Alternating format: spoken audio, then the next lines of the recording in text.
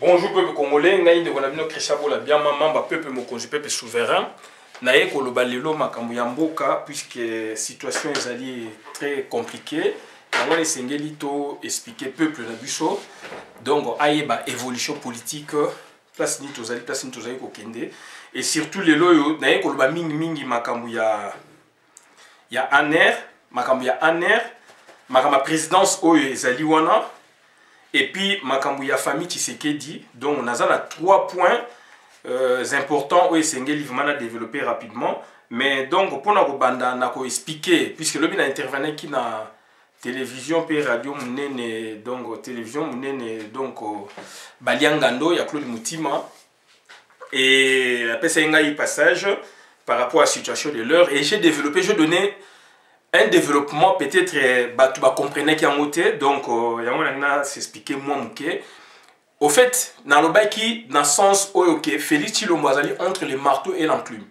D'un côté à la pression il y a Hippolyte Kaname Muto basigné qui n'a pas accord, il faut respecter boza ko mona ndenge za ko lobama et commis donc rituel. D'autre côté, les alliés américains Oyo donc baza ko pousser à agir en tant que chef de l'État puisque ba reconnaître les chefs de l'État. Et puis bango bazo senga il faut travailler na la Mouka donc na Martin Fayulu et non na FCC. Voilà un peu position Oyo donc moi ça ndumba wana donc Félix Tshilombo a commis na yango puisque alingaki mbongo donc voilà a tombé na piège. Ça c'est de 1 et deuxièmement na lobaki que Félix Tshilombo, pour Nangaï, na moni a kondima côté américain parce que côté américain pour naïe cause na garantie au yaye, soko a vu sécurité à makasi, soko a vu boye donc il peut surprendre le monde. Donc ça dit à cause de la décision oyo et cause a donc contre tout power. Mais maintenant, ils ont développement, mais quitte à voir maintenant est-ce qu'à osala yango. Est-ce qu'à osala yango donc voilà le problème, ils ont la place mais ngelo ba teke naza pour Félix Tshilombo. Donc, ce sont des développements, des hypothèses, et c'est ce qu'on faire avancer pour justifier plus tard. Parce que, donc, on a 4 Hippolyte Kaname américain, il y a à satisfaire côté Moko. Et côté Moussou, il y a makasi, puisque côté, il y a tout power, Liwana est dans ma boko na bango. Donc, Liwana est dans ma boko na bango. Mais côté américain, alors que la vie sauve nandenge mususu, liwa pe ko ya puisque donc ezali ba choix oya ponaki. Mutu na vie aponaka ba choix oya yi. Aponaka nzela oya yi ba voix oya linyala na vie. Donc Félix Tshilombo ala azaiki na ba ndeko na ye na Genève accueilli donc wapi accueilli na Nairobi na donc Vital Kamerhe basalaki ko esengé ko ça lelo donc ba situation où ezali na maboko ya ngwana awele bokonzi yango yango wana. Donc wana yali na position na o ngana lobaki lobby lelo toye na situation ya koloba makambu ya ANR présidence et puis famille Tshisekedi. Donc so bolingi to ko bana même la famille Tshisekedi puis famille wana etie biso na désordre etie biso na mbilinga ba pronaki donc démocratie, état des droits, etc. Il n'y a pas de démocratie, il n'y a pas de droits de bango. Bango, qui pour na yon de cause aveugle. Mais bango na kati na bango idéologie za bongote. Idéologie za bongote puisque toujours ba élément est belé et outi na kata terrain et outi na Kinshasa na service. Donc on a compris maintenant comment fonctionnait la famille Tshisekedi. Puisque tu rappelles bino donc on a 2012 ambassade il y a Allemagne, il y a Belgique, Basenga qui a présenté donc Premier ministre, et donc voilà, candidat Moutou, désigné Premier ministre, c'est pour ça la cohabitation. Après ça, Félix, Mindel Baboué par 2 fois. Donc après, qu'est-ce qu'il lui avait fait, Papa Tshisekedi? Le loi a bichoté, mais on doit parler de Nabakizenga, on a plus de bateau, donc diriger Kimboka. Donc, titre Kufara, parla comment Papa Tshisekedi. Donc, c'est ngel tolo bayango le lot donc ezali makambo chama ina mnode to lo makambo ezali vrai ezali ya solo. Papa Tshisekedi ateka ki bokonzi na ye ya donc na mandat na ye tanga bane ko loba imperium bani ko loba ba approcher ki ba na terme ya renseignement ba visiter ki ba pesa ki 55 millions de dollars. tranche à liboso 50 millions, 51 millions, tranche à mibale 4 millions. Bandeko na ngai esalama eko na Belgique na moment oyo yo ndeko bokendaka na aéroport bokei koluka ye babi ke Papa Tshisekedi bamoni ete hotel oyo ye esengelaka azala mpe bakei kuna mpe bamoni ete etc. C'était le moment là, c'était ce jour là oyo asignaki donc asignaki accord ateki bokonzi na ye na 55 millions de dollars. Atika Hippolyte Kanambe tranquille à travailler. Et c'était en présence, il y a Mindele, il y a Belge au monde à la télévision. Na bona tanga combo au monde à la télévision. Donc 55 millions de dollars, Papa Tshisekedi andimi devant des témoins que donc à Rotika Hippolyte Kanambe tranquille moyennant 55 millions de dollars. Et pesamaki na misu ya Mindele, na misu ya batu o ba utaki Congo batu ya ba représentant ya Hippolyte Kanambe. Et ça m'a dit na Belgique donc à boyaki ko sala na Congo ayo sa na Belgique tanga yé ba combattant ba résiste ba combattant des pour ba zelier yé ba luka mutu ba mona ka mutu te au hôtel ba ke buna mabe o boyo mabe akenda ki ko traiter dossier il y a 55 millions de dollars.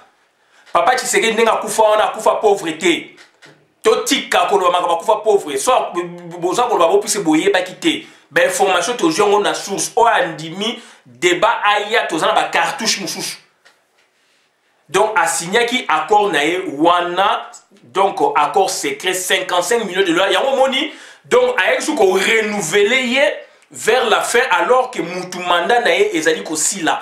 Toloba yango tozali ko se poser question il faut un maladie psychiatrique.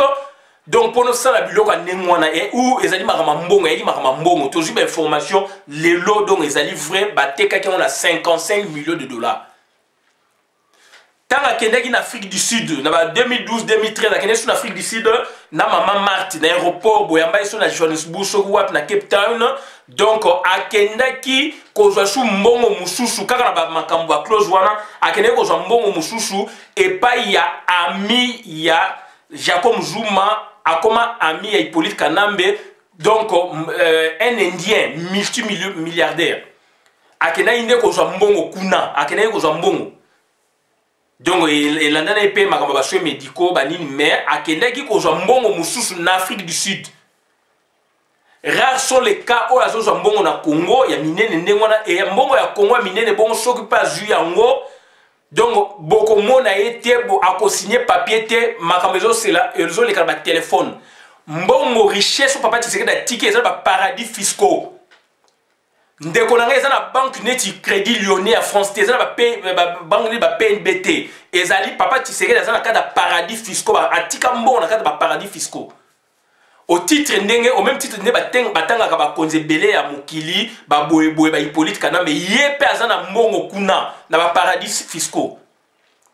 Donc ils ont dit information vraie aujourd'hui na terrain donc voilà et ndenge nini bazali ko ya ko tikela ke mbongo ba enveloppe ba mbongo donc ba colis donc na terme na ba colis ne ba lotika ba colis na permanence na ndaku na ina limité. Dans l'entretien, les combattants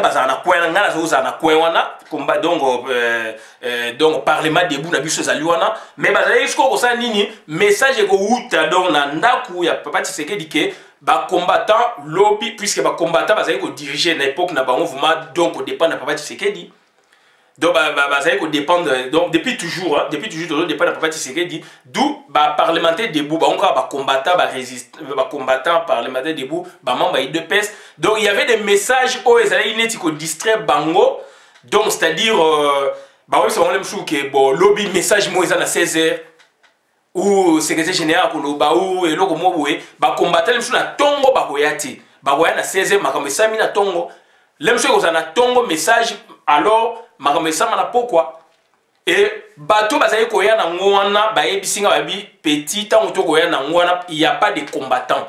Boso là do ay tata wana azali na mayele ya ndengo wana makasi boko signer ne papier puisque yé masone zo le kana présidence na ba mugalo pa mugalo mutako bimisa ba koli wana donc boko no tika ngo place boye bako ya ko tika ngo wana boko kuta porte ya lopanga Papa Tshisekedi polele se fungwama bozo so na téléphone oza pe bo yaka porte za polele okuta mutu te basi bafungola porte et puis ndako na ye pe oyebi ndenge eza wana pe donc porte za polele pa bato bakota na mouvement te basi bafungola porte puisque obango okota pe quand même bafungola porte mutu wana ya kole akoya na mutuka titititi akoti bayebisi ye bo na tika abi babenge na tebe babi omoni payote moko eza na tika ngo likola payote table moko eza na payote tika ngo likolo wana mutu wana pa koya inde abimi na mutuka na koli atiki wana nsima ntango atika ngo wana akoti na mutuka akei e bato wana bazali kosala nini soki akei omona biso ayi kozonga okutaka porte ekangami do bakangi porte wana na nsima do baza koya kotika bakoli papa batiseke bakomona mutu te na telefone ape eza mpe papa tiseke dile mosusu te donc eza atika place boye voilà donc eza bamasolo toyoka ebele et puis mama Marthe alingi mbongo mingi abengana bato ya aner kole wuti na ambassade ya Belgique puisque babiloko ezoleka mingi de Kinshasa tikuna ezoya na malette diplomatique eza na bateau na avion na boye bakontrolaka yango te donc ça dit ekoya na ambassade ya Henri Movasakane le so abi a éventré les bois eza mawato moni bamira njoku ndenge bakufa so ba éventré les bois engeza mawato il est qu'ambassadeur ndenge azali so ba éventré les bois eza mawato donc eyaka na colis diplomatique ezali déjà traité depuis Kinshasa par Mugalo maison civile colis boye et puis ba dépêcher mutu pe a voyager na yango aye ko pesa ambassadeur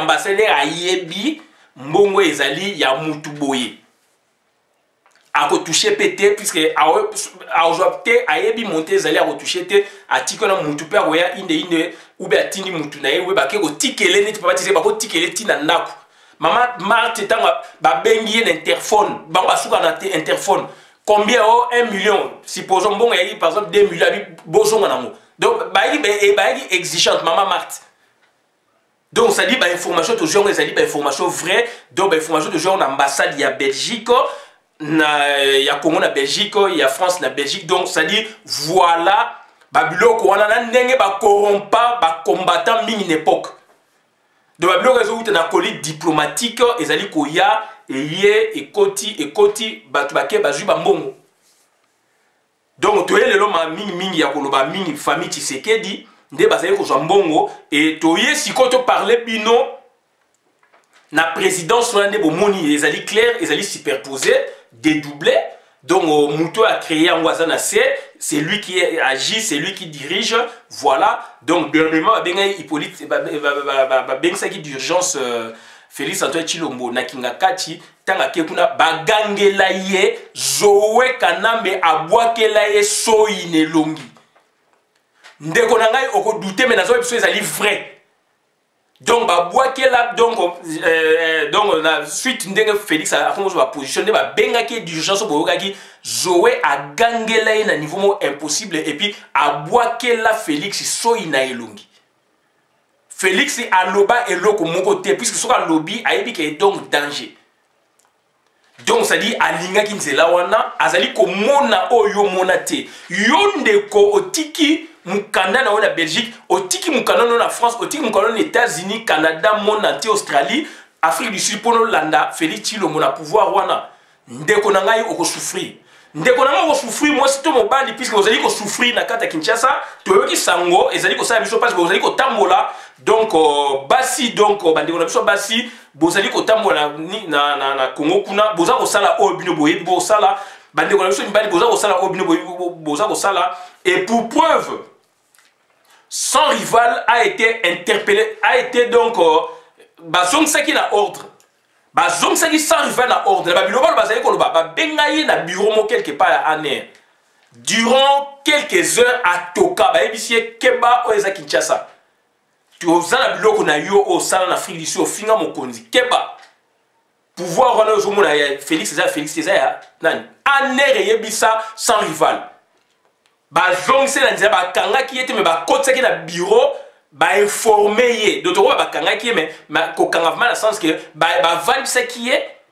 et travailler mutu bainforme ye loyengo yayaki nango Kinshasa eza bongo te Kinshasa oyo aokanisa Félix eza Félix que Félix n'est qu'un valet Félix pour preuve nandaku oya vani na cité de l'OIA azwaki appartement moko atie famille oya ye famille ezali munene na bité ko be mama Martha kende kuna atie bandeko oya ye hors de route na kingakati ba bengana bandeko nena donc la cité de l'OIA en son absence aye ba kuti bandeko ne libanda ba bengana bango ba yebisi ezambala suka kotsa batu kuna donc azali kuna na ndaku wana ya ba pigeon ye na mwasi na ye.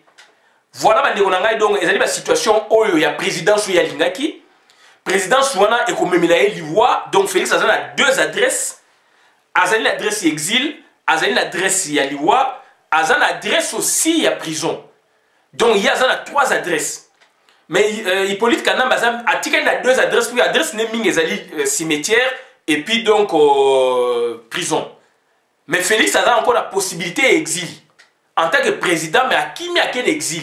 Il y a un autre te exhorté qui est dans l'émission à Claude Moutima, dans le sens propre et figuré, donc de sorte que, donc, et l'homme nationaliste est là taillé pour que, à la décision oyo et sengeli pour la moka, à la altruiste, à sa makamu pour l'intérêt ya batu mususu. Puisque y a les momo, avec qu'on sauve aussi Ponaye, sauf qu'à celle là comme l'âme ou l'obé sauver Mboka. Sinon, Azali pétain congolais. Et dans l'entretemps, vous voyez que Makamouane Azali minipe ya Boutou na ya Moi. Biso toza ba chef coutumier. Tozali na bato ba bengi banganga. Toza bato ba bengi batakisi, bato bengi boye songolo pakala. Mais est-ce que bato wana baza komona te Mboka na biso et kangami na bapaya? Mopaya na pa bomi biso puisque na bokoko na biso so makameza mabien na mboka bavandaka ba nkumu donc ba chef coutumier ba nkumu ba notable ya mboka donc bavandaka ba sololi ba évoquer ba koko puisque ba koko ya ngana nde ba évokaka ba divinité ta ba créer village ba chasser ba divinité impure o ezalaki wana ba koti ba divinité impure entre guillemets oya bango oya biso yango to kitana nango yango ozali mosika na Congo oza kolobake ozali congolais oboti na antillaise oboti na mundele oboti na chinoise ozoyebisa bana na oke nazali congolais puisque mabele wana ezali portion moko mabele na mokili o ndenza batike batu na mokili yo pe bakoko no bazalaki na yango basangisi yango na 1887 ba benga nini donc colonisation donc état indépendant du Congo comme Congo belge le Congo indépendant na ba kombe belé Zaïre République démocratique du Congo mabe voilà donc ça dit bande ko na ngai ezali ba Rwandais té et ba Rwandais ba ina ngopé na bondo puis ba ko na biso ba très puissant donc ils ont possédé nos terres et le loyo dans l'ensemble et comme Congo. Même de konangai okoyeb sangande ni puisque Hippolyte Kanamba menenga azali wana donc azali ko diriger aussi na bondoki leki oya ye ezala o alanda ya mobali ezaka zoeti leki o alanda ye azali kizengi azana maladi na mutu et okotu na ngai est-ce que kizengi na ye awutaki na Tanzanie ou bien na Rwanda ta bakotaki na website o non donc leki na ye ba bébisie na Kinshasa na Congo pona ndeko na bango a demeurer na pouvoir. Leki ya Hippolyte Kanamba Engambe donc un monsieur Engambe donc voilà trouble n'étant ya rose même mbeli boacheyo et babimisake mingi na ba cérémonie mususu mona lati pe bien yi wana mais azana malade na mutu muta baby say yaya na ye Hippolyte Kanamba yo ndeko koyeba yango te makambu oya Congo ezali ya butu na ya moi biso tozali na bandeko ba congolais bandeko bazali na ba puissance wana ba chef coutumier puisque chef coutumier azali trait d'union entre les morts et les vivants et ba guérisseur ba féticheur ba boye ba marabout etc. mais ba kisi na bino wana bo mona raté ke mboka wana ifo bo kangolango bo mona raté mboka wana ifo bo bimisa bo longola batu wana na mboka na biso bande konanga ezali passe mingi tokomona batu muso abiye chef coutumier azana bakisi boye mais il y a un monsieur qui est là il traîne aza ko diriger biso na ndinga mabe aza pe ko boma biso ayeko bongisa biso te mais bakisi wa bo bokela batu bambasu bwakela ye bozo bokela batu maladie boye bo bwakela ye aza ozaki ndoki obimaka na butu okendaka na obimila butu olongwe mboka bokela mboka boye ko boma mutu mais bokende bo diriger contre Hippolyte Kanamba puisque ndoki moka akoki koboma mais toza bandoki combien na Congo wana oyo bakoki koboma Hippolyte Kanambe na butu comme na moi mais eza kosalama te pourquoi naza mutu mingi nazokroa mpe na makambo wana donc bandoki bazalaka mais bandoki yango tomonaka bazosala bato mosusu makambo mabe alors que bato babomi biso bazali wana. Pourquoi pas à l'unisson ou de façon individuelle, bo bomela biso Hippolyte Kanambe, bo pumwa na butunde to okaka, bo bima na butunde to okaka, bo kita na kingakati, bo kita la place ya zali, puisque ndokaye baka bo kene bo kangaye kingo na butu bo bomaye. Bo neutraliser puissance ya zanango, puisque puissance a bebsi ndekonaye po na zana bo konjuana. Donc c'est sérieux, ce monsieur est sérieux. Ce monsieur est sérieux puisque yango mayele mususu azwa yango donc mayele on a ba utiliser cerveau ya ndekonaye. Bien que tout le Hippolyte Kanambe c'est un ignare, oui, qu'on se contredire, mais du moins à renforcer mystiquement donc bah force mususu à babysin de konaye pour naïa zana libonga. Ouais les cuisine bon interne ya ba touti ya famille Kanambe. Et ça zoé mutalanda été. Tokosuki ça na dossier ya Aner. Aner ezali deux dossiers, ezali deux niveaux. Aner oyo yomoni eza visible, oyo yomoni n'est pas la présidence de fait, n'a des droits, Aner des droits et des faits. Donc ça dit dédoublement, dédoublement, dédoublement. Ministère, il y a intérieur, bah, dédoubler en gros. Ministère intérieur d'un côté, ministère, il y a décentralisation et réforme institutionnelle d'autre côté. Puisque le ministère peut avoir la définition, mais bah, ça, les choix bongo, bah, dédoubler. En temps normal, il fait un ministère moko. Et dans l'entretemps, Aner Mibale, Aner moko est dirigé par Kalev Oyoyebi. Aner Mousso est dirigé par Roubewa Oyo Yebiti. Oyo to imaginera mais dans le sabino makamu vrai Aner Moko est dirigé par Roubewa. Et Aner wana esala musala na niveau ya Congo et puis na niveau ya Afrique et tout le monde rapidement deni ba bomaka batu. Mais par contre Aner oyo est dirigé par Kalev, ezali Aner visible. Oyo pe ba Jean basala wana pe visiblement boyebi bango roke na bureau moni boye dossier pe balaxo fichier boye mais ezali do ba cacho oyo Félix Antoine Tshilombo ba nini akokanga yango et ba sali défi ba akokanga te puisque quand il parle de cachot akokanga ba cachot nyonso ba cachot wana bon bien que ba to critiquer mais kokanga ba cachot so to biso akala kokanga ba cachot ba commissariat de police ça ba cachot. Donc, il y a rappelé nous rattaché na parquet pe bazana mo ba cachot na bango na kati. Dans 48 heures, ba tindio na prison. Mais cachot ya toujours le banana ya Aner. Aner est-ce que c'est les na cachot? Ça c'est de 1 et le lo ba to comment ko vanda na cachot ya Aner ya ba sama belende to yoka. Et Aner mususu ezali siko ya ba tuti power mais na kati ya Congo. Donc ça dit ba ndeko na ngai likamto to ba nini. Donc Aner Oyo, ezali dirigé par donc Kalev, ezali Aner Obakani de Konayo, Okei, Oluki, Omoni, Balaxio, et puis kuna batbalia sardine moko, sardine na 4 ezalem sur 3 poissons, 2 poissons, poisson mo ba obliango 3 personnes. Soko Okei Omoni bandeko bakoma ba squelette na Aner wana. O Kalev azali ko diriger. Mais du moins, on voit ses frères. On peut tout faire. Bah, on peut bimisaye. Oh, bah, ça n'est pas déco. Bah, ça n'a pas bango. Mais pour ça, pourcentage à Boboma, ils allaient mouquer par rapport à pourcentage à Boboma. Il y a Aner, il y a Roubewa. Et dans l'autre état, bah, cachot. Oh, ils allaient bah, police a eu problème. Bah, on a cachot après, bah, on makamesi, bah, bimisio. So, bah, makamesa, l'icolo, makasi, bah, tino na parquet, à Zuyo. Au traité à libéraux ou parquet à Tindio ou puis à Tindio na prison Makala. Prison Makala, la place où tu vas vaina et ça moins calme. Mais donc ça dit bazouaka batusko Aner. Mission Aner national pour comprendre en gros par rapport à l'infraction on va le bien la sûreté de l'État boye. Donc voilà bakangio batio kuna après okoyiko bima ou pas baboma batu ou pas. Du moins kuna batu balia rapé bien té kuna so koto mona batu mais bazam bakoma ko ba squelette. On est à Aner ya ndeko na o Kalev Mouton. Et Aner oyo ya koto kuna siko ya l'Aner la plus dangereuse puisque c'est agence de renseignement spécial nationale donc de recherche. Donc agence wana siko ezali agence mo dangereuse puisque ezali tenue par Roubewa et Roubewa siko ba contrôler ka siko Congo. ba contrôler parce que batu o bazali ko cha baza ko déranger régime na bango. Et aner wana ezali na connexion sikoyo na Rwanda, ezali na connexion na Uganda. Donc ça dit Paul Kagame aza ko tala, aza ko contrôler aussi donc Congo. So li kambo opposant moko mutu moko bo asali mabe paf bango ba ozoye ba longo lié place ya zali na prison cachot aner ou pas ba tindie na aner wa bango.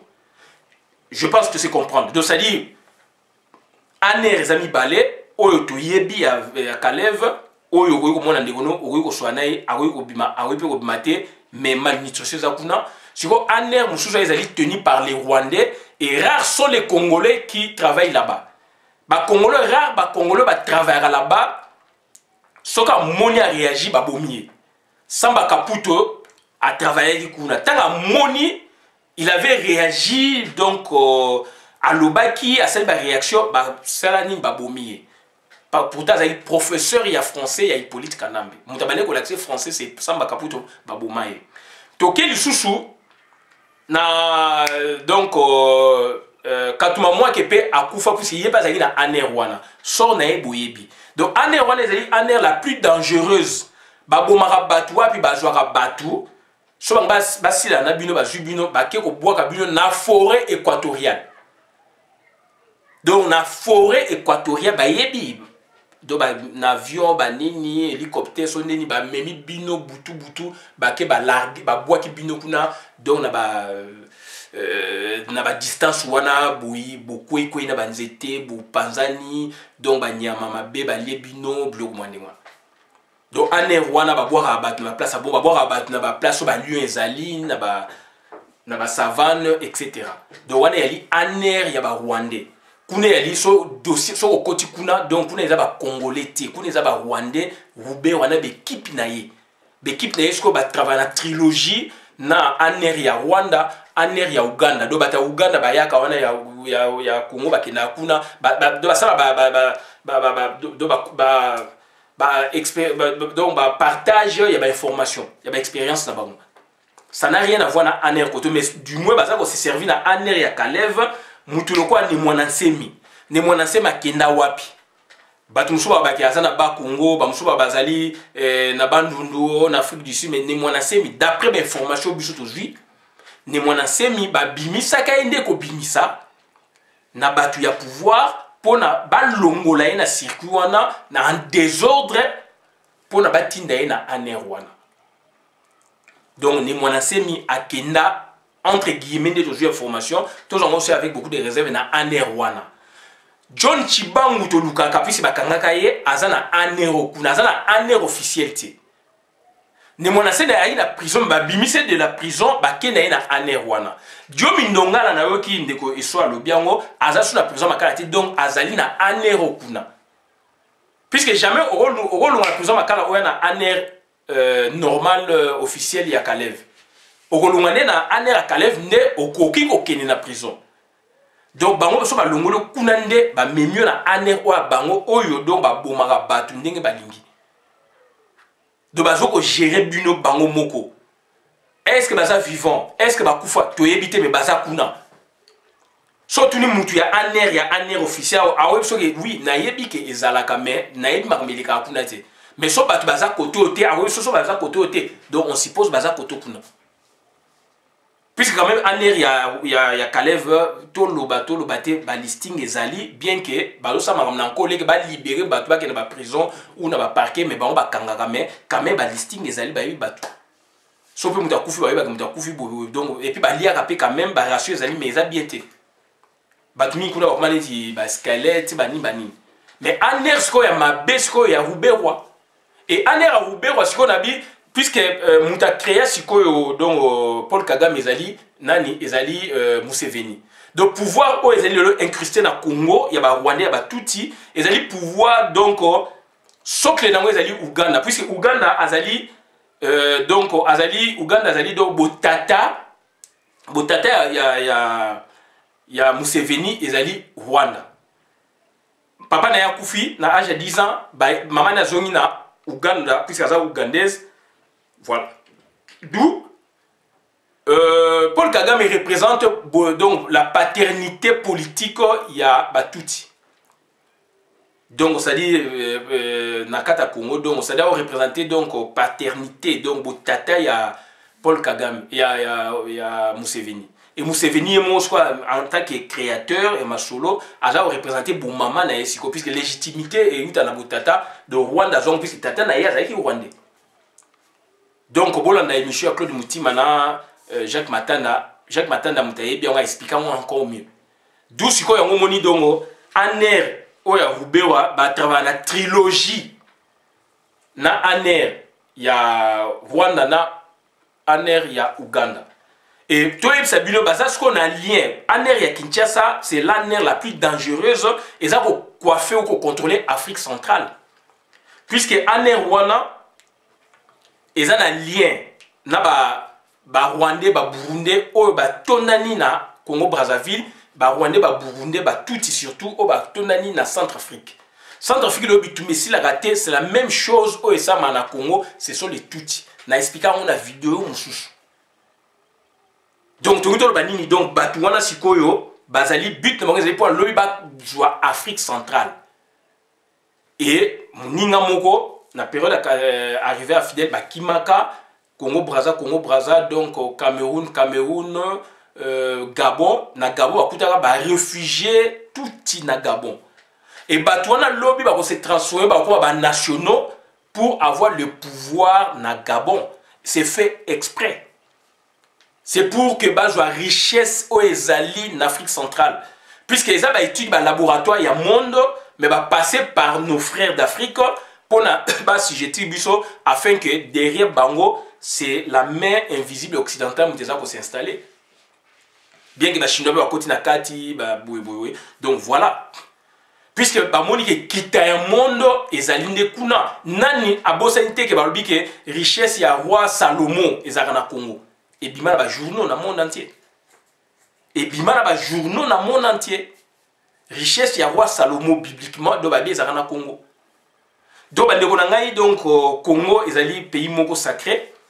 Il faut tous la informer suffisamment et puis tous la prudent. Tu vas toujours traiter nanani, toujours soit nanani et puis tu vas éviter que soit mbongo, il y a corruption, il y a batouana. Ba mbongo les a travaillé et kenaka na ba travaux mystiques. Ce qui yon décollé mbongo wana ngenge na yo ko sila. Ce qui yon décollé mbongo wana et ya kana makambu ebele ya mabe. Donc, il faut faire beaucoup d'attention. Mbongo il y a Western Union et il y a monogramme et il y a colis diplomatique. Et dans colis diplomatique, il y a travailler quelque part. Ils allaient travailler quelque part.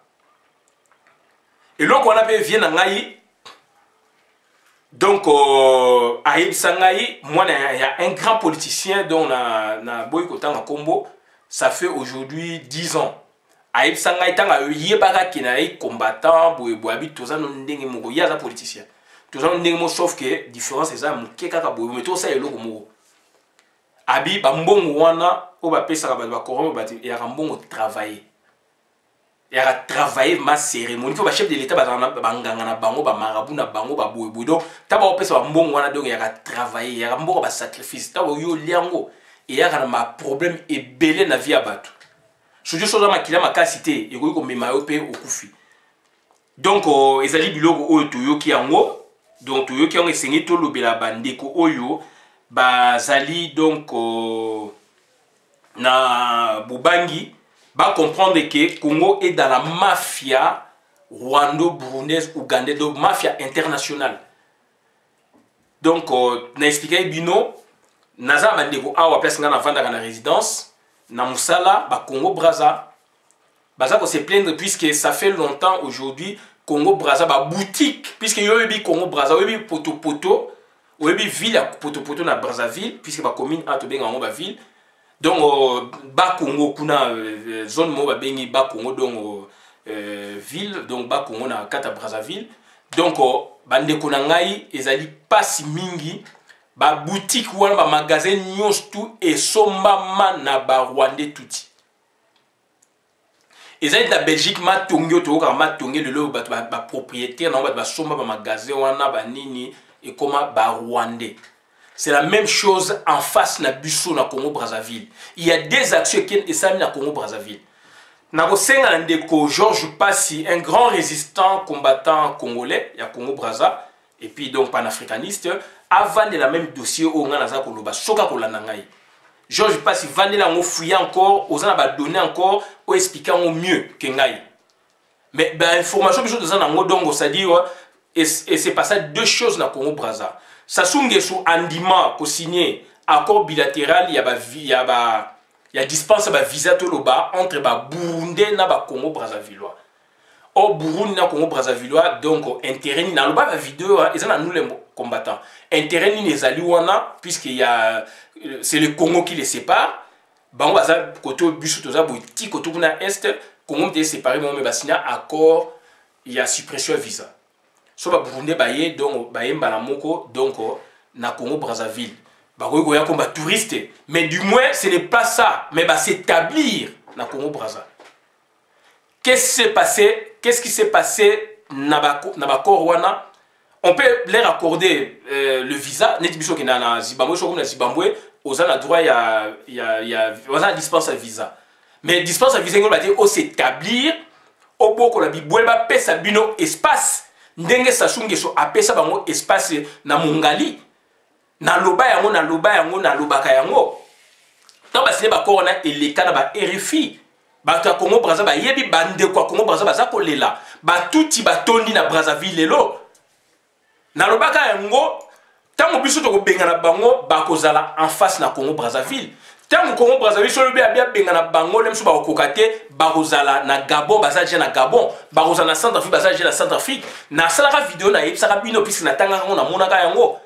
Na période de transition na Centrafrique, il y avait une présidente. Panza, je pense comme les Panza, na bossa le combo. Présidente Moura Zaïga transition na. Ceinture à sécurité c'était des touti. Il y a on a se demandé, on a se posé la question comment expliquer bah touti base na cordon sécuritaire, il y a présidente de la République, il y a Centrafrique alors que bango na Centrafrique baza musika, est-ce qu'il n'y a pas de Centrafricains? Est-ce qu'il n'y a pas de centrafricains au Bago, ça la sécurité à président Touana? Et les lois centrafricains, donc baza ko subir problème, les ani invasion ba touti baza kuna, o basali na Congo, basali en kuna puisque diamètre na kuna, kitabo na kuna, donc ezali ko bazali ko envahir Afrique centrale.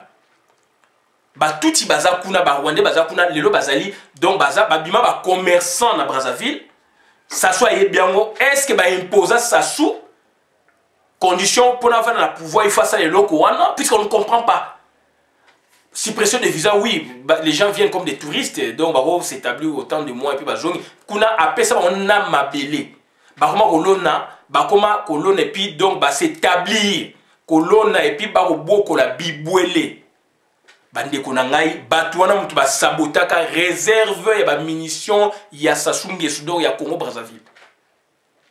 Oh, mais ça c'est bêta marana na nini, ezaki Sassou Nguesso ba sabotek donc yaki batouana déguisé en commerçant, déguisé en réfugié, je ne sais pas, est-ce qu'il y a un cadre de réfugié? Non, il y a un cadre de visa d'établissement touristique, il y a un passage, mais ce sont les mêmes personnes, ce sont des Rwandais, ils prennent le passeport donc burundais, puisque ce sont le même peuple, tout les Rwandais, tout les Burundais où ils battent.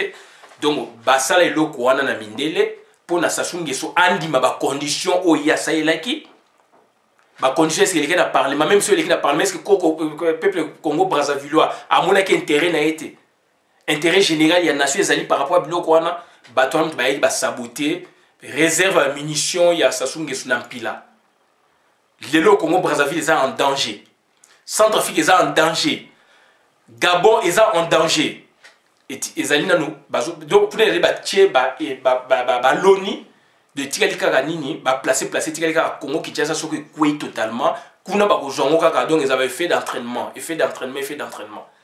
donc voilà bande kunangai ane Rwanda oya Rubewa c'est la mauvaise des années ya Congo donc moko oboyebi mususu ezo sala boulot wana pona ko sécuriser pouvoir na bango et donc bazali en communion avec Hippolyte Kanambe et donc ezali donc observer, regarder, donc ezali en lien tout le bas na Rwanda, aner ya Rwanda, aner ya Uganda, donc babenga mo trilogie.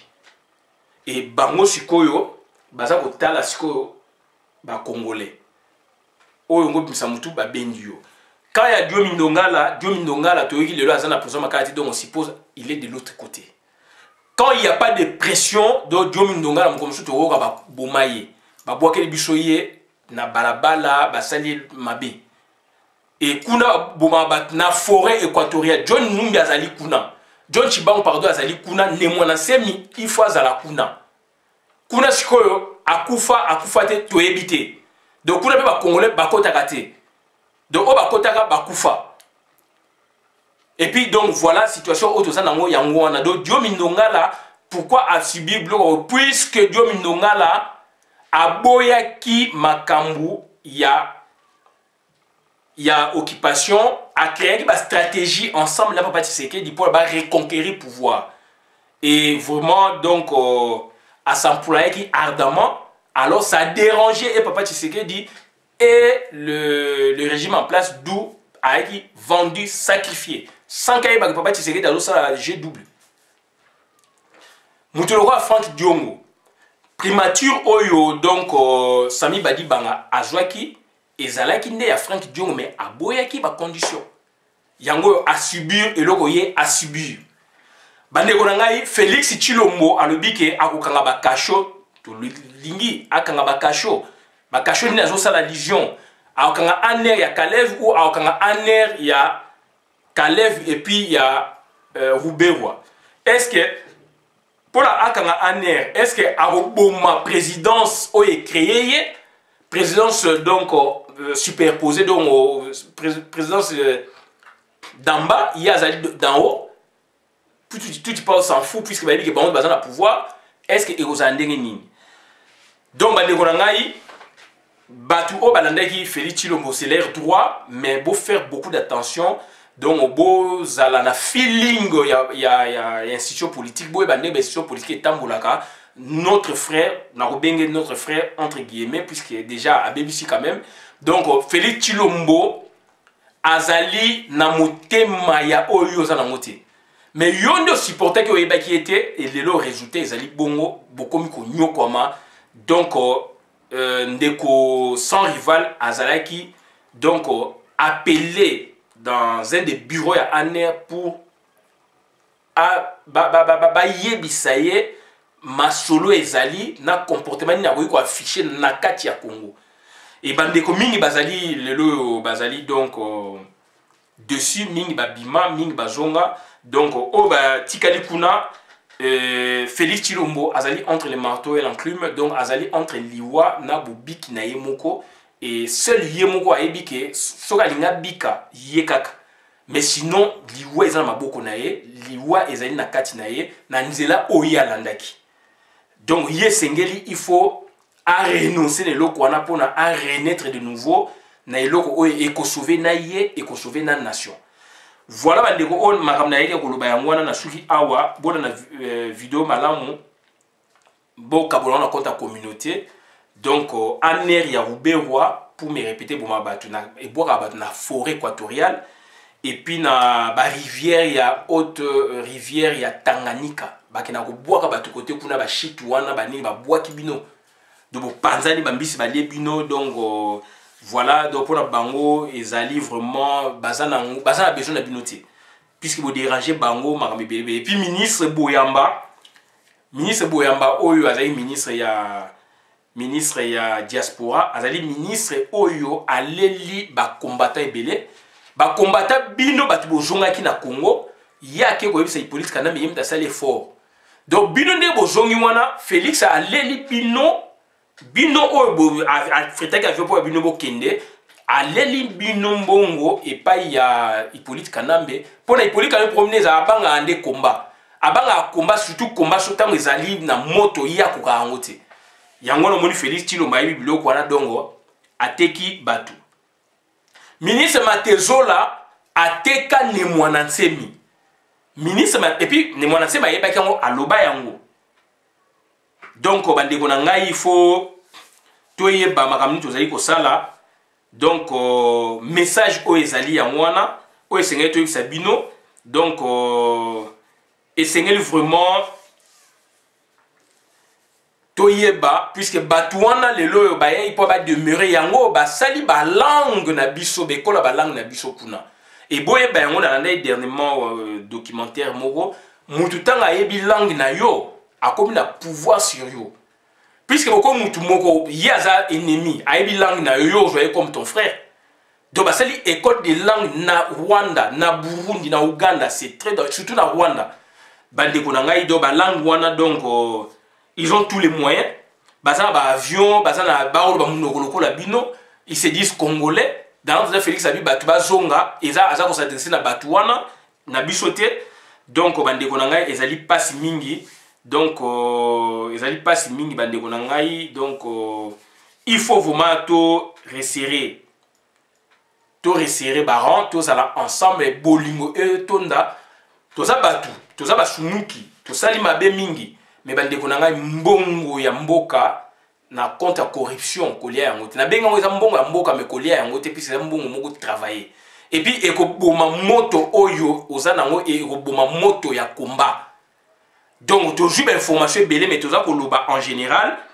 Donc esengeli to landa ba voix o esengeli po to bunda na bosolo to tambola elongo pour le lobby to ba ko kangola mboka na biso puisque bato na ba ko pesa o le mbongo boye mais bango ba ko viser donc continuité système na bango ba vanda seko seko mais yo teki mboka likolo ya mungwa o teki mboka likolo ya miroir lobby o lela nanani donc o koma mopaya na mboka na yo. Donc voilà, comme les aïeux, on a tout ce qui awa. Donc, on a le 3 points. Makasi, il y a un heure, il y a 2 heures, 2 présidences, et puis famille Tshisekedi dit comment Bazaï se comporter pour aller à Mbongo ya Congo. Et Bazaï ko lia Mbongo ya Congo, pour nous, quand papa Tshisekedi dit dur, mais Félix n'est à zani manière, il y a un bimi polele.